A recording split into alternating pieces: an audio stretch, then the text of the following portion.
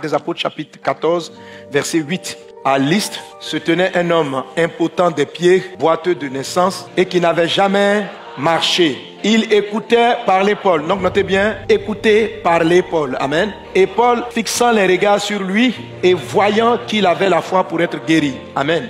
Dit d'une voix forte, lève-toi droit sur tes pieds. Et il se leva d'un bond et marcha.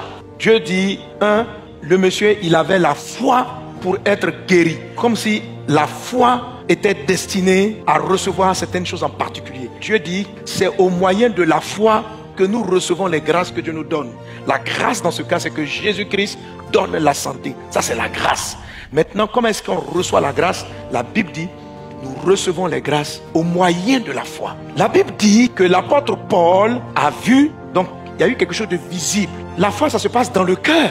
Ce sont mes espoirs, ce sont mes attentes. La foi, c'est la ferme assurance des choses qu'on espère. Mais il y a un côté de la foi qui est le volet visibilité. C'est-à-dire quelqu'un qui est à côté de toi peut voir certaines choses qui prouvent que tu as la foi d'une telle chose. Hébreux 11:1 dit, la foi, c'est la ferme assurance des choses qu'on espère. Ça, c'est le volet invisible. La démonstration. Démontrer, c'est montrer. Donc la foi est visible, a un côté visible. Lorsqu'une personne va recevoir de l'abondance, il y a quelque chose qu'elle fait qui est visible. Lorsque quelqu'un doit recevoir un miracle ou une grâce particulière, il y a un aspect qui devient visible. C'est-à-dire que tu as une attitude qui correspond. Jésus, décrivant la foi, dit encore ceci. Je vous le dis en vérité, si quelqu'un dit à cette montagne, oh toi de là, jette-toi dans la mer, s'il ne doute pas dans son cœur, mais croit que ce qu'il dit arrive. Vous voyez ça? Ce qu'il dit arrive. Ça, c'est un peu futur. Ce que je dis va arriver. C'est pourquoi je vous dis, tout ce que vous demanderez en priant, croyez que vous l'avez reçu.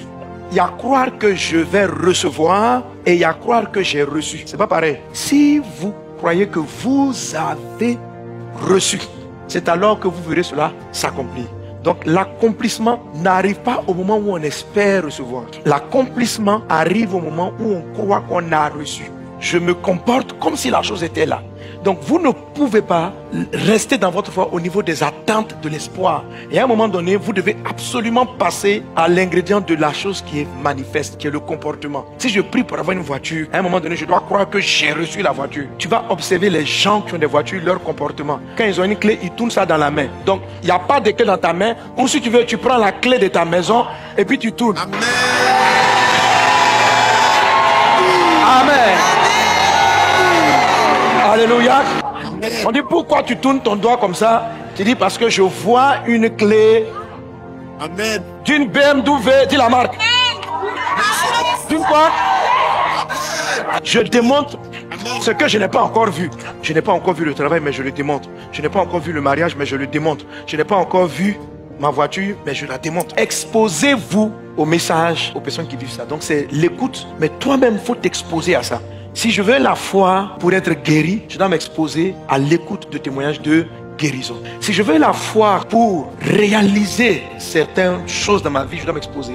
Tu vas me demander, pasteur, mais comment tu as la foi pour que ces gens-là se lèvent, qu'ils marchent, etc. Je vous ai dit, il y a une culture que j'ai toujours, c'est de prendre mon temps de lire la Bible sur les miracles de Jésus-Christ. J'écoute juste, il n'y a pas à se concentrer. L'écoute de ce que vous voulez développe en vous le volet assurance de la foi. Ce qu'il faut faire pour développer cette foi, c'est développer l'écoute. La foi vient de ce qu'on entend. Paye le prix d'aller écouter. C'est valable pour le mariage, ce qu'il dit, c'est valable pour tout. N'aie pas honte, ne sois pas gêné de les écouter sous prétexte que ça te rappelle ta douleur, ça te rappelle que tu es encore dans la galère. Tous les enseignements qu'ils donnent, comment on prospère, comment on réussit, comment on fait ça. Il faut t'exposer à ça. Ça va t'aider. Surtout les témoignages de ceux qui ont réussi. Ça, c'est trop fort. C'est ce qu'on appelle les témoins, c'est ce qu'on appelle les dévanciers, et ce qu'on appelle la nuée des témoins. Ne l'oubliez pas. Alors nous allons prier pour dire, Seigneur, parle à mon cœur. Rends ma foi parfaite, qu'elle soit dans cette phase démonstrative. Tu peux te lever et prier.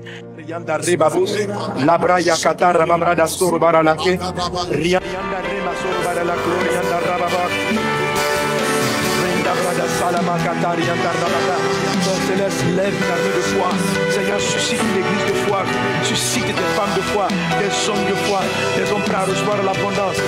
Au nom de Jésus-Christ de Nazareth. Merci Seigneur pour tes bienfaits. Au nom de Jésus.